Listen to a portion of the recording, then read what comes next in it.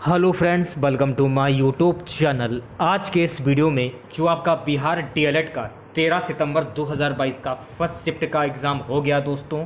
तो first shift में पूछे गए सभी क्वेश्चन इस वीडियो में डिस्कस करेंगे। जो भी क्वेश्चन मैं आपको बताऊंगा वो 100% बिल्कुल रियल होंगे। तो इस वीडियो को पूरा जरूर देखिए। वीडियो अच्छा लगे वीडियो को लाइक और शेयर जरूर करें। चैनल पर नए हैं तो चैनल को सब्सक्राइब करके नोटिफिकेशन बेल को ऑन कर लीजिए। जब आप नोटिफिकेशन बेल को ऑन करेंगे तभी मेरे नए वीडियो की नोटिफिकेशन आप सभी लोगों तक आसानी से पहुँच जाएगी। तो चलिए स्टार्ट करते हैं आज का वीडियो। पहला क्वेश्चन गाइस पूछा गया था, बिहार में किसान सभा की स्थापना किसने की थी? तो बिहार में किसान सभा की स्थापना की थी सहजानंद सरस्वती। तो सहजानंद सरस्वती आपका सही आंसर हो जाएगा। किसान सभा आंदोलन बिहार में स्वामी सहजानंद के नेतृत्व में शुरू हुआ। इसमें पहले सन 1929 ईस्वी में स्वामी सहजानंद ने बिहार प्रांतीय किसान सभा बीपीकेएस की स्थापना की थी, जो किसानों पर जमींदारों द्वारा होने वाले हमलों के खिलाफ किसानों की शिकायतों को इकट्ठा करने के लिए गठित किया गया था। दूसरा क्वेश्चन पूछा गया था गाइस, किस फसल के उत्पादन में बिहार देश में अग्रणी है? तो मखाना जो है, मखाना फसल के उत्पादन में बिहार देश जो है वो अग्रणी है।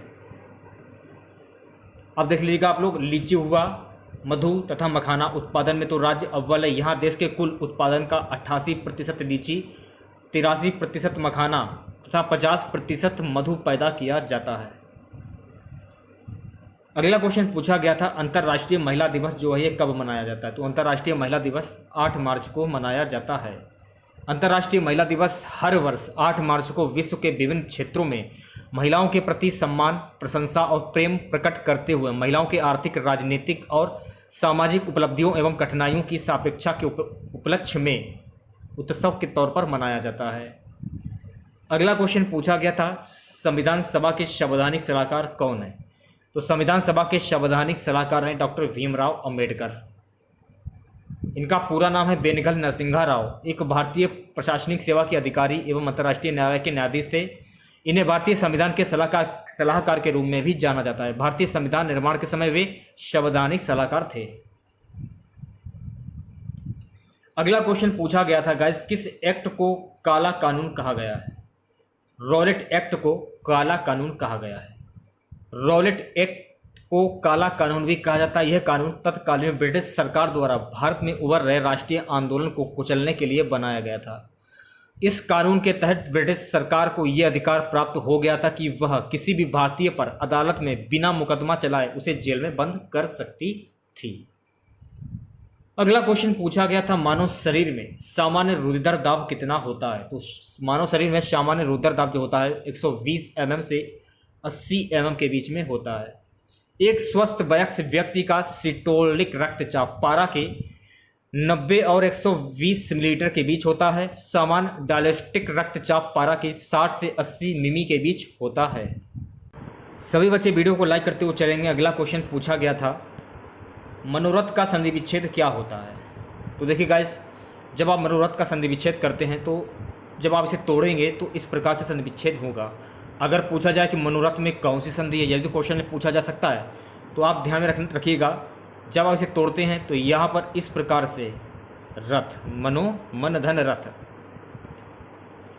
जब आप इसे तोड़ेंगे तो आप आंख बंद करके विसर्ग संधि पर टिक कर दीजिए। विसर्ग संधि पहचानने का तरीका ये है कि ये जो जब आप इसे तोड़ते हैं तो इस प्रकार से आप तोड़ेंगे तो जहाँ पर ये आ जाए वहाँ पर विसर्ग संधि होता है, और जहाँ पर मान लीजिए जैसे कि मन है, यहाँ पर हलंत आ गया, जहाँ पर हलंत आ जाए तो वहाँ पर आपका व्यंजन संधि होता है। ये आपको ध्यान में रखना है। पहचानने का जो तरीका है वो मैंने आपको बताया है।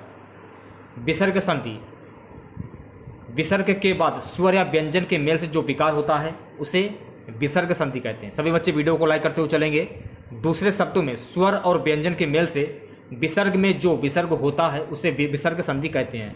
हम ऐसे भी कह सकते हैं कि विसर्ग के साथ जब किसी स्वर अथवा व्यंजन का मेल होता है तो उसे विसर्ग संधि कहते हैं।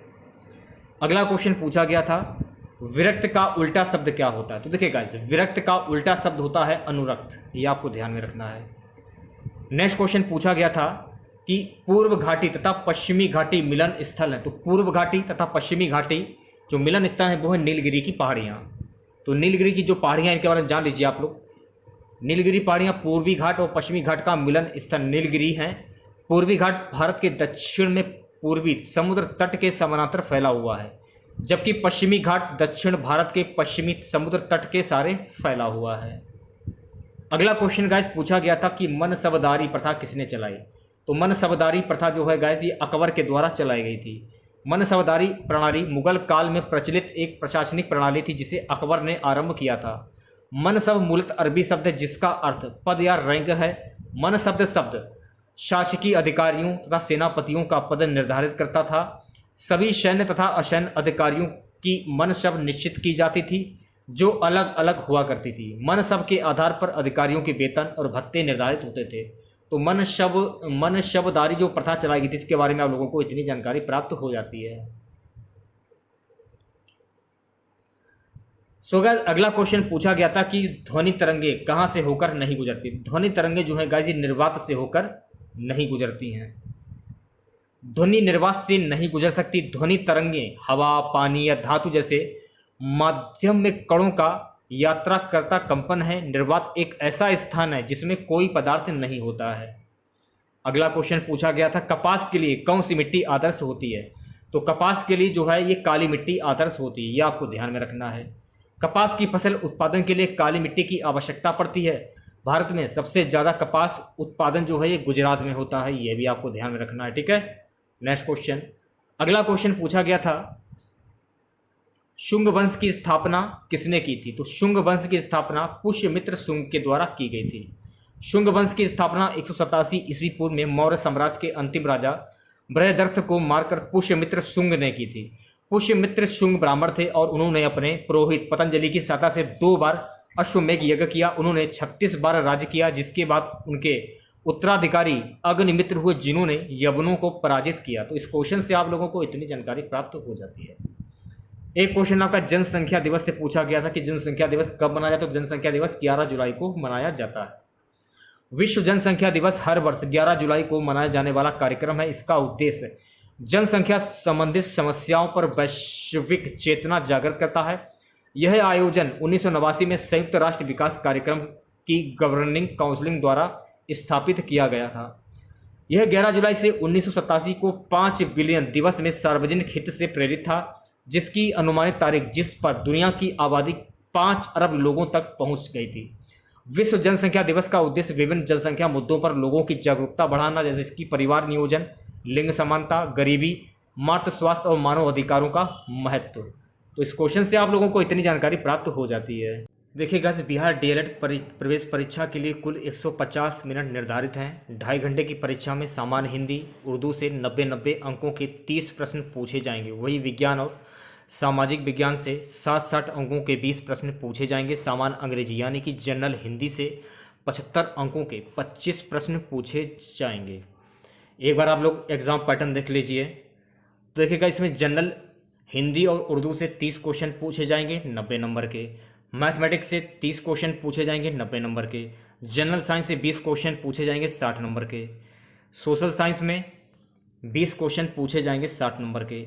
जनरल इंग्लिश में 25 क्वेश्चन पूछे जाएंगे 75 नंबर के। रीजनिंग की बात करें तो रीजनिंग में 25 क्वेश्चन पूछे जाएंगे 75 नंबर के। टोटल 150 क्वेश्चन पूछे जाएंगे 450 नंबर के। तो ये तो हो गया आपका एग्जाम पैटर्न। ठीक है, अगर आपको क्वेश्चन और भी मालूम हो तो कमेंट करके क्वेश्चन हमें शेयर कर सकते हैं। तो चलिए मिलते हैं नेक्स्ट वीडियो के साथ। जय हिंद, जय भारत।